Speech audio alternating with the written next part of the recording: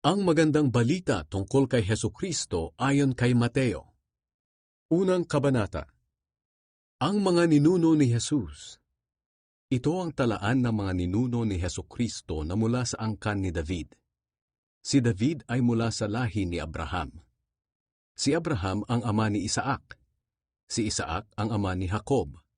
At si Jacob ang ama ni Juda at ng kaniyang mga kapatid. Si Juda ang ama ni Perez at Zera, at si Tamar ang kanilang ina. Si Perez ang ama ni Hezron, at si Hezron ang ama ni Aram. Si Aram ang ama ni Aminadab. Si Aminadab ang ama ni Nashon, at si Nashon ang ama ni Salmon. Si Salmon ang ama ni Boaz, at si Rahab ang kanyang ina. Si Boaz ang ama ni Obed, at si Ruth ang kanyang ina. Si Obed ang ama ni Jesse, at si Jesse ang ama ni Haring David. Si Haring David ang ama ni Solomon, ang ina niya ay ang dating asawa ni Uriah. Si Solomon ang ama ni Rehoboam. Si Rehoboam ang ama ni Abiha, at si Abiha ang ama ni Asa. Si Asa ang ama ni Jehoshaphat. Si Jehoshaphat ang ama ni Joram, at si Joram ang ama ni Uzziah. Si Uzziah ang ama ni Jotam. Si Jotam ang ama ni Ahaz, at si Ahaz ang ama ni Hezekiah. Si Hezekiah ang ama ni Manase. Si Manase ang ama ni Amos. Si Amos ang ama ni Josiah, at si Josiah ang ama ni Jeconiah, at ng kanyang mga kapatid. Sa panahong ito binihag ang mga Israelita at dinala sa Babilonia.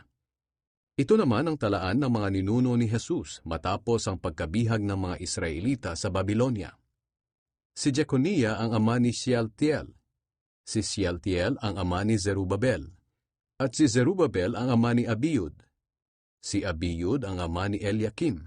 Si Eliakim ang ama ni Azor. At si Azor ang ama ni Zadok. Si Zadok ang ama ni Akim. Si Akim ang ama ni Eliud. At si Eliud ang ama ni Eleazar. Si Eleazar ang ama ni Matan. Si Matan ang ama ni Jacob. At si Jacob ang ama ni Jose na ang asaway si Maria. Si Maria ang ina ni Jesus na tinatawag na Kristo. Kaya may 14 na henerasyon mula kay Abraham hanggang kay David.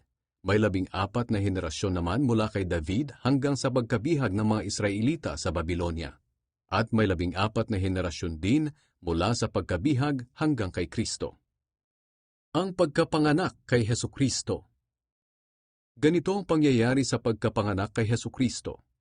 Si Maria na kanyang ina ay nakatakdang ikasal kay Jose. Pero bago pa sila ikasal, nalaman ni Maria na buntis siya sa pamamagitan ng banal na Espiritu. Si Jose na magiging asawa niya ay isang matuwid na tao at ayaw nitong malagay sa kahihiyan si Maria. Kaya ipinasya niyang hiwalayan na lang si Maria ng palihim. Habang pinag-iisipan ito ni Jose, nagpakita sa kaniya sa panaginip ang isang anghel ng Panginoon at nagsabi, Jose, na mula sa angkan ni David, huwag kang matakot na pakasalan si Maria dahil ang pagbubuntis niya ay sa pamamagitan ng banal na Espiritu. Manganganak siya ng isang lalaki at pangangalanan mo siyang Jesus dahil ililigtas niya ang kanyang bayan sa kanilang mga kasalanan. Nangyari ang lahat ng ito upang matupad ang sinabi ng Panginoon sa pamamagitan ng propeta. Magbubuntis ang isang birhen at manganganak ng isang lalaki.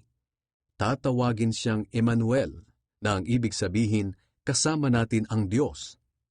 Nang magising si Jose, sinunod niya ang sinabi ng anghel at pinakasalan niya si Maria. Pero hindi siya sumiping kay Maria hanggang sa maipanganak nito ang sanggol. Nang manganak na si Maria, pinangalanan ni Jose ang sanggol ng Jesus.